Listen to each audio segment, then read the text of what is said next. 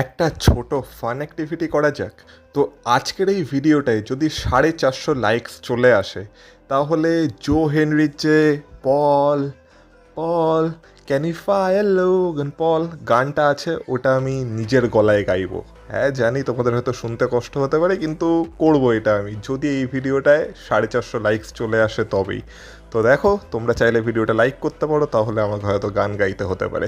যাই হোক না কেন, তার সাথে ডাব্লিউডাব্লিউর সাথে জড়িত কিছু খবর, আর সাথে সাথে রোমান রিংস আর জেকব ফাটোর ম্যাচে কি খুব একটা বড় স্টিপুলেশন অ্যাড হতে চলেছে, সেটা নিয়ে কথা হবে এই ভিডিওতে। তাই ভিডিওটা পুরোটা দেখো, স্কিপ করো না, কারণ তোমরা দেখছো wrestle entertainer. So let's start the entertainment.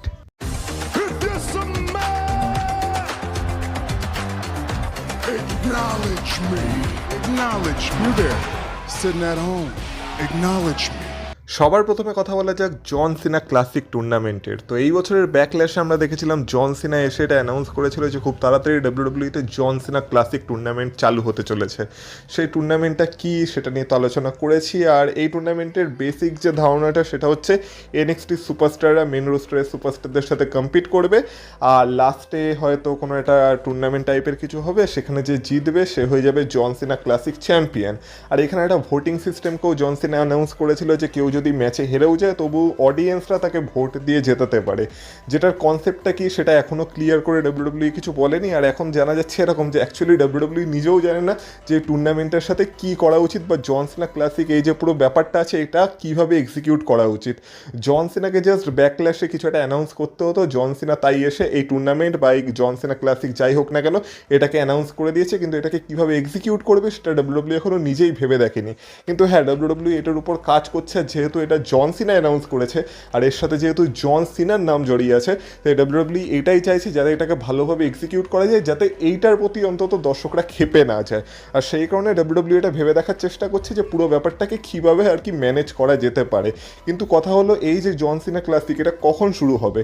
তো এখনকার রিপোর্ট বলছে আগের বছর আমরা যেই সময় জন সিনার রিটায়ারমেন্ট দেখেছিলাম, মানে 13ই ডিসেম্বর আমরা স্যাটারডে নাইটস মেন ইভেন্ট দেখেছিলাম, যেখানে জন সিনা তার লাস্ট ম্যাচে রেসেল করেছিল। মানে ধরে রাখতে পারো এই বছরের ডিসেম্বর মাসের দিকেই আমরা এই জন সিনা ক্লাসিক যে টুর্নামেন্ট হোক বা যাই হোক না কেন জিনিসটা, সেইটা হতে দেখতে পাবো। মানে এই বছরের ডিসেম্বর মাসের আগে হয়তো এই জিনিসটা শুরু হবে না। আর যেমন বললাম, এই জিনিসটাকে কীভাবে এক্সিকিউট করা যায়, এই জিনিসটার থিম কী হবে, কীভাবে সুপারস্টাররা কম্পিট করবে, কীভাবে ভোটিং হবে, এগুলো এখনও ডাব্লিউডাব্লিউ ভেবে দেখছে। এখনও ডাব্লিউডাব্লিউর কাছেও ক্লিয়ার কোনো আইডিয়া নেই যে এটাকে কীভাবে করানো যেতে পারে। আর এই কারণেই হয়তো একটু বেশি সময় লাগছে। ব্যাকল্যাশে জন সিনা অ্যানাউন্স তো করে দিয়েছিল, কিন্তু এটা শুরু হতে হতে বছর শেষ হয়ে যাবে। মানে এখনকার ধারণা হচ্ছে যে ডিসেম্বর মাসের আশেপাশেই এই টুর্নামেন্ট বা জন সিনা ক্লাসিক যাই হোক না কেন এই ব্যাপারটা চালু হতে চলেছে।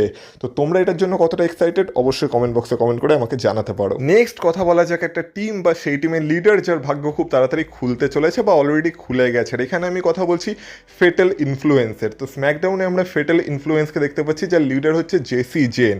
এবার তোমাদের হয়তো মনে আছে জবে এই টিমটার ডাব্লিউডাব্লিউতে ডেবিউ হয়েছিল, যেটা হয়তো রেসেলমেনিয়ার পরের স্ম্যাকডাউন ছিল। সেইখানে আমি স্ম্যাকডাউনের রিভিউ করতে গিয়ে তোমাদের বলেছিলাম যে ফেটাল ইনফ্লুয়েন্স বা জেসি জেন যেইভাবে দর্শকদের কাছ থেকে রিয়াকশন পাচ্ছে, হ্যাঁ সেটা নেগেটিভ রিয়াকশন হতে পারে, হয়তো সবাই তাদেরকে বু করছে, কিন্তু যেই পরিমাণে রিয়াকশন তারা পাচ্ছে, এই পরিমাণে রিয়াকশন ভালো ভালো সুপারস্টাররাও এই মুহূর্তে ডাব্লিউডাব্লিউতে পায় না। আর ফেটাল ইনফ্লুয়েন্স যেহেতু এরকম রিয়াকশন পাচ্ছে, তাই ফেটাল ইনফ্লুয়েন্সের দিকে ডাব্লিউডাব্লিউ হয়তো ভবিষ্যতে নজর দেবে। আর অ্যাকচুয়ালি এখন সেটাই হয়েছে। এখনকার খবর আসছে এরকম যে এই যে ফেটাল ইনফ্লুয়েন্সের যে রিয়াকশন বা জেসি জেনের যে রিয়াকশন যেটা তারা স্ম্যাকডাউনে পাচ্ছে, সেটা দেখে ডাব্লিউডাব্লিউর ভেতরকার লোকজনরা খুবই হ্যাপি। আর সেই কারণে তারা ঠিক করেছে যে যত প্ল্যান তারা করেছিল এদের অ্যারাউন্ডে, সেগুলোকে হয়তো এবার ক্যান্সেল করে দেবে। আর এদের জন্য নতুন করে আবার প্ল্যানস ভাবা হচ্ছে। হয়তো যেখানে আমরা দেখতে পেতে পারি যে জেসি জেন বাদে আর যে দুইজন আছে তারা হয়তো এবার ওমেন্স ট্যাগ টিম চ্যাম্পিয়নশিপের দিকে যেতে পারে। আর যদি কথা বলা হয় জেসি জেনের, তো জেসি জেন ডাব্লিউডাব্লিউতে এবার এটা বিশাল বড় পুশ পেতে চলেছে, মানে মেন ইভেন্ট লেভেলের পুশ পেতে চলেছে, যেখানে হয়তো জেসি জেনকে খুব তাড়াতাড়ি আমরা ডাব্লিউডাব্লিউ ওয়ার্ল্ড চ্যাম্পিয়ন মানে ডাব্লিউডাব্লিউ ওমেন্স ওয়ার্ল্ড চ্যাম্পিয়ন হতেও দেখতে পেয়ে যেতে পারি। মানে জেসি জেনের ভাগ্য খুবই ভালোভাবে খুলে গেছে স্ম্যাকডাউনে আসার সাথে সাথে। এবার জেসি জেনকে তোমরা এনজয় করছো কিনা সেটা আমাকে অবশ্যই কমেন্ট বক্সে কমেন্ট করে জানিও, কিন্তু আমি দেখতে চাই যে এই রিয়াকশনটা কতদিন জেসি জেনের সাথে থাকে, কারণ শুরুটা তো তার খুব সুন্দরভাবেই হয়েছে। এবার এটাকে যদি সে ধরে রাখতে পারে তাহলে সে অবশ্যই ডাব্লিউডাব্লিউতে ফিউচারে একজন বিশাল বড় সুপারস্টার হতে পারে। যাই হোক না কেন, এবার তোমাদের জানিয়ে দেওয়া যাক যে এই মুহূর্তে বা অন্তত ব্যাকল্যাশে ডাব্লিউডাব্লিউইর সব থেকে বেশি মার্চেন্ডাইজ কারা সেল করিয়েছে বা কাদের মার্চেন্ডাইজের ডিমান্ড সব থেকে বেশি। তো এই মুহূর্তে যারা দুইজন ডাব্লিউডাব্লিউইতে সব থেকে বেশি মার্চেন্ডাইজ বিক্রি করাচ্ছে তাদের মধ্যে এক হলো আমাদের ওটিসি রোমান রিংস, আর এক হলো very nice very evil Danhausen. তো ড্যান হজেন আর রোমান রিংসের মার্চেন্ডাইজের ডিমান্ড এখন সব থেকে বেশি। এবার রোমান রিংসের কথা তো ছেড়েই দিই, রোমান রিংস তো আমাদের ওটিসি রোমান রিংসের যে মার্চেন্ডাইজ বিক্রি হবে সেটা তো জানা কথা, কিন্তু ড্যান হজেন যখন ডাব্লিউডাব্লিউতে এসেছিল এলিমিনেশন চেম্বারে তখন তাকে কত বাজে রিয়াকশন দেওয়া হয়েছিল, তখন কেউ তাকে পছন্দ করেনি।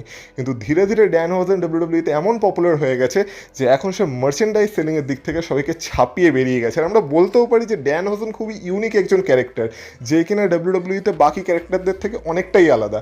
মানে সে অবশ্যই কমেডিক এলিমেন্ট অ্যাড করে, কিন্তু কমেডিক এলিমেন্ট অ্যাড করার সাথে সাথেও তার ক্যারেক্টারটা বাকিদের থেকে কিছুটা ইউনিক। আর সেই কারণেই ড্যান হজেনের মতো ক্যারেক্টাররা ডাব্লিউডাব্লিউতে এত ভালোভাবে চলছে। এইডব্লিউতে ড্যান হজেন যতদিন ছিল এইডব্লিউ ড্যান হজেনকে ঠিকমতো ব্যবহার করতেই পারেনি, কিন্তু ডাব্লিউডাব্লিউই আর যত যাই করুক না কেন কিন্তু এই একটা কাজ পুরো ঠিকমতো করেছে। তারা এইটা বুঝতে পেরেছে যে ড্যান হজেনের মতো ক্যারেক্টারকে কীভাবে ব্যবহার করতে হয়, আর তারা সেইভাবেই ড্যান হজেনকে ব্যবহার করছে। আর সেই কারণে ড্যান হজেন এই মুহূর্তে আমাদেরকে এন্টারটেইনও করছে, আর তার সাথে সাথে মার্চেন্ডাইজ সেলিংয়ের দিক থেকেও সবার উপরে চলে গেছে। তো দেখা যাক এইভাবে ড্যান হজেন কতদিন মার্চেন্ডাইজ সেল উপরে থাকে, আর কেউ যদি তার মার্চেন্ডাইজ না কেনে তাহলে তো জানাই আছে সে কী করতে পারে। তার সাথে সাথে যারা আমার চ্যানেল সাবস্ক্রাইব করবে না ড্যান হজেন তাদেরকেও বলে দাও কি হবে তাদের সাথে। তো এই কারণে অবশ্যই চ্যানেলটাকে সাবস্ক্রাইব করো আর এই ভিডিওটাকে লাইকও করো। যদি আমার গলায় গান শুনতে হয় তো যেমন বললাম 450 লাইক হলেই একজন পৃথিবী বিখ্যাত গায়কের তোমরা ডেবিউ দেখতে পাবে। এবার ফাইনালি কথা বলা যাক রোমান রিংস ভার্সেস জেকব ফাটুর। তো এই মুহূর্তে আমরা রোমান রিংস আর জেকব ফাটুর মধ্যে ফিউড কন্টিনিউ হতে দেখতে পাচ্ছি, যেখানে জেকব ফাটু প্রত্যেক সপ্তাহে এসে রোমান রিংসের অবস্থা পুরো খারাপ করে দিয়ে চলে যাচ্ছে। এবার এক্ষেত্রে যারা রোমান রিংসের হেটার তারা তো খুব আনন্দ পাচ্ছে যে রোমান রিংস কি মার খাচ্ছে, এটাই তো আমরা চেয়েছিলাম, আরও মারুক রোমান রিংসকে। কিন্তু ওই দিক থেকে আমাদের মতো রোমান রিংস ফ্যান্সরা একটু দুঃখও পাচ্ছি যে আমাদের রোমান রিংস এতটা দুর্বল কী করে হয়ে গেল। কিন্তু যাই হোক না কেন এইভাবে জেকব ফাটুর যে ক্যারেক্টারটা সেটাকে তো খুব স্ট্রংভাবে ডাব্লিউডাব্লিউ বিল্ড করছে। এবার এটা তো একদম শিওর যে জেকব ফাটু আর রোমান রিংসের মধ্যে এবার আমরা একটা রিম্যাচ দেখতে পাবো। কবে দেখতে পাবো সেটা এখনও শিওরলি বলা যাচ্ছে না, সেটা স্যাটারডে নাইটস মেন ইভেন্টে হবে, হওয়ার চান্স খুব কম। কিন্তু ক্ল্যাশ ইন ইটালি এমন একটা ইভেন্ট হতে চলেছে যেইখানে রোমান রিংস ভার্সেস জেকব ফাটুর একটা রিম্যাচ আমরা দেখতে পেতে পারি বা পাওয়ার সম্ভাবনা খুবই প্রবল। এবার ক্ল্যাশ ইন ইটালিটা যদি সত্যি Roman Reigns versus Jacob Fatu match হয় তাহলে এখন এরকমই মনে করা হচ্ছে যে এই ম্যাচটা কোনো নর্মাল ম্যাচ হবে না, যেমন কিনা আমরা ব্যাকল্যাশে দেখেছিলাম। এবার এই ম্যাচে কোনো একটা স্টিপুলেশন থাকবে। এবার স্টিপুলেশনের কথা শুনে তোমরা হয়তো ভাবছো hell in a cell, I quit, no disqualification, last man standing বা স্ট্রিট ফাইট এই টাইপের কোনো স্টিপুলেশন হবে। হ্যাঁ হতেই পারে, যেহেতু জেকব ফাটুর ক্যারেক্টারটা স্ট্রিট ফাইটার টাইপের, যেখানে সে তো পুরো উন্মাদের মতো পাগলের মতো জঙ্গলি ষাঁড়ের মতো সবাইকে মারতে থাকে। ওই দিক থেকে রোমান রিংসের এইসব ম্যাচে সেরা। আমরা এর আগে রোমান রিংসের হেল ইন আ সেল ম্যাচও দেখেছি, এমনকি জেউসের সাথে হেল ইন আ সেলের ভেতরেই আমরা আই কুইট ম্যাচ দেখেছিলাম। তো সেসব ম্যাচ তো রোমান রিংস আমাদের অতীতে দিয়েই এসেছে। কিন্তু এখন এরকম একটা স্টিপুলেশনের কথা উঠে আসছে যেখানে হয়তো এই ম্যাচের স্টিপুলেশন এরকমও হতে পারে যে লুজার লিভস ডাব্লিউডাব্লিউই, তার মানে হচ্ছে এই ম্যাচে যে হারবে সেই ডাব্লিউডাব্লিউই ছেড়ে দেবে। এবার এরকম স্টিপুলেশন কেন এই ম্যাচে লাগতে পারে, কারণ আমরা যদি পুরো রোমান রিংসের জেকব ফাটুরের স্টোরিটাকে মানে ভালোভাবে লক্ষ্য করি তাহলে এই স্টোরিটা কীভাবে শুরু হয়েছিল। এই স্টোরিটার মূল কথা ছিল এইটাই যে হ্যাঁ জেকব ফাটু রোমান রিংসের ব্লাড লাইনেরই একটা অংশ, কিন্তু রোমান রিংস কখনো জেকব ফাটুর দিকে নজরই দেয়নি, যেটা জেকব ফাটু মনে করছে। আর জেকব ফাটুর মতে সোলো সিকোয়া তাকে সুযোগ দিয়েছিল, রোমান রিংস তো কখনো তাকে সুযোগও দেয়নি। আর এই কারণে সে গরিবই রয়ে গেছে, সে তার পরিবারকে ঠিকমতো খাওয়াতে পারছে না, সে তার পরিবারের ঠিকমতো যত্ন নিতে পারছে না। আর এখন যদি তাকে তার পরিবারের যত্ন নিতে হয়, পরিবারের দেখভাল করতে হয়, তাহলে তাকে বড় লোক হতে হবে। আর বড় লোক সে একভাবেই হতে পারে, সেটা হচ্ছে যদি রোমান রিংসের এই টাইটেলটা তার কাছে থাকে আর সে যদি ডাব্লিউডাব্লিউ টপে থাকে। তার জন্য সে বারবার বলছে আই নিড দ্যাট টাইটেল, মানে আমার এই টাইটেলটা দরকার আছে, আমি এই টাইটেলটা শুধু চাই না, আমার এটা দরকার আছে। তো এইভাবেই আমরা দেখতে পাচ্ছি যে জেকব ফাটু নিজের পরিবারকে সার্ভ করার জন্য রোমান রিংসকে হারাতে চায়। ওই দিক থেকে রোমান রিংসও বারবার বলছে যে জেকব ফাটুর মতো উন্মাদ একজনকে বা এরকম জঙ্গলি ষাঁড়কে এই কারণেই সে ডাব্লিউডাব্লিউতে কখনো আনতে চায়নি, কারণ সে জানতো যে ডাব্লিউডাব্লিউতে একবার যদি জেকব ফাটু চলে আসে তাহলে সে কারো কথা শুনবে না, সে কোনো বাদ মানবে না, কারণ জেকব ফাটুর কথা তো একটাই, অল গ্যাস নো ব্রেকস। তো এই কারণে রোমান রিংস জেকব ফাটুকে ডাব্লিউডাব্লিউতে আনতে চায়নি। এমনকি আমরা ব্যাকল্যাশের পরেও দেখেছিলাম রোমান রিংস একটা ইন্টারভিউ দিয়েছিল যেখানে রোমান রিংস বলেছিল this is the last night of yours, মানে এইটা তোমার শেষ রাত ডাব্লিউডাব্লিউইতে। তো সেই কারণে এখন মনে করা হচ্ছে যে রোমান রিংসকে যেহেতু জেকব ফাটু এইভাবে ডিস্ট্রয় করছে বারবার, আর রোমান রিংস যেহেতু জেকব ফাটুকে আর ডাব্লিউডাব্লিউইতে দেখতে চায় না, তাই হয়তো ক্ল্যাশ ইন ইটালিতে যদি আমরা রোমান রিংস ভার্সেস জেকব ফাটুর একটা ম্যাচ বা একটা রিম্যাচ আবার দেখতে পাই, তাহলে সেই ম্যাচের স্টিপুলেশন এটাই থাকবে যে যে এই ম্যাচে হেরে যাবে সে ডাব্লিউডাব্লিউই ছেড়ে দেবে। এইটা কেন? এইটা একভাবে হতে পারে যদি রোমান রিংস জেকব ফাটুকে দিয়ে নিজেকে অ্যাকনলেজ করাতে চায়, যেটা রোমান রিংস চাইছে অবশ্যই, আর জেকব ফাটু তো অত সহজে রোমান রিংসকে অ্যাকনলেজ করবে না। তো এই ক্ষেত্রে রোমান রিংস বলতে পারে যে তোর এই টাইটেলটা দরকার, তো ঠিক আছে, তুই এই টাইটেলটার জন্য একটা রিম্যাচ পাবি, ক্ল্যাশ ইন ইটালিতে তোর সাথে আমার আবার ম্যাচ হবে এই টাইটেলটার জন্য। কিন্তু এবার স্টিপুলেশন এইটাই থাকবে যে যদি এই ম্যাচে আমি তোকে আবার হারিয়ে দিই, যেইভাবে আমি তোকে ব্যাকল্যাশে হারিয়েছিলাম, তাহলে তোর কাছে আর কোনো অপশান থাকবে না, তোর কাছে দুটো রাস্তাই খোলা থাকবে। এক, এবার তোকে আমাকে অ্যাকনলেজ করতে হবে আর আমার কথা মতো চলতে হবে, আর তুই যদি সেটা করতে না চাস তাহলে এবার তোকে ডাব্লিউডাব্লিউই ছেড়ে দিতে হবে, যদি তুই আমাকে হারাতে না পারিস তো। আর যদি তুই আমাকে হারিয়ে দিস তাহলে তো তুই যেটা চাইছিস সেটা তুই পেয়ে যাবি, যেটা হলো এই চ্যাম্পিয়নশিপটা। তো এই একটা স্টিপুলেশন থাকতে পারে যেখানে চ্যাম্পিয়নশিপ অন দ্য লাইন তো থাকবে, কিন্তু তার সাথে সাথে জেকব ফাটুর হাতে দুটো অপশনই থাকবে, যে যদি সে রোমান রিংসের কাছে আবার হেরে যায়, না হয় তাকে রোমান রিংসকে অ্যাকনলেজ করতে হবে, তার কাছে আর কোনো অপশন নেই অ্যাকনলেজ করা ছাড়া, আর যদি সে একান্ত অ্যাকনলেজ করতে না চায় তাহলে তাকে ডাব্লিউডাব্লিউই ছেড়ে চলে যেতে হবে। তো এরকমভাবে এই ম্যাচটা হতে পারে লুজার লিভস ডাব্লিউডাব্লিউই, বা রোমান রিংস হয়তো নিজের কেরিয়ারকেও অন দ্য লাইন রেখে দিতে পারে, যেখানে রোমান রিংস জেকব ফাটুকে বলতে পারে যে যদি আমি তোর কাছে হেরে যাই তাহলে আমি আর নিজেকে হেড অফ দ্য টেবিল বা ট্রাইবেল চিফ কখনো বলবো না, এমনকি আমি ডাব্লিউডাব্লিউই কুইট করে দেবো। তার মানে ঘুরে ফিরে স্টিপুলেশন একটাই দাঁড়াচ্ছে, যেটা হচ্ছে এই ম্যাচে যে হারবে সে ডাব্লিউডাব্লিউই ছাড়বে, আর যদি জেকব ফাটু ডাব্লিউডাব্লিউই ছাড়তে না চায় তাহলে জেকব ফাটুকে রোমান রিংসকে বাধ্য হয়ে অ্যাকনলেজ করতেই হবে।